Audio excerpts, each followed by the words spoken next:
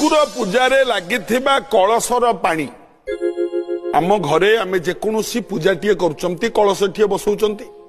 ए कलशरे जो पानी थाए पूजा सरिबा परे ए कलशर पानी रु बहुत प्रकार मंगल होता है। कौन कौन मन देकी शुणिबे कलशरे थिबा पानी की जदि आमे आंब पत्र बुड़ेई से पानी की घर सारा छिंचिबा ताहले आम घरर जेतिकी वास्तु दोष थिबो सी दूर होता है। एक दुई तुलसी पत्र बुड़े की कलश पानी रे जदि तुलसी पत्र द्वारा घर सारा पानी टाकू पानी छिंचिबा आमे ता द्वारा परिवार लोक निरोग होता रोग ही न थे परिवार लोक। तीन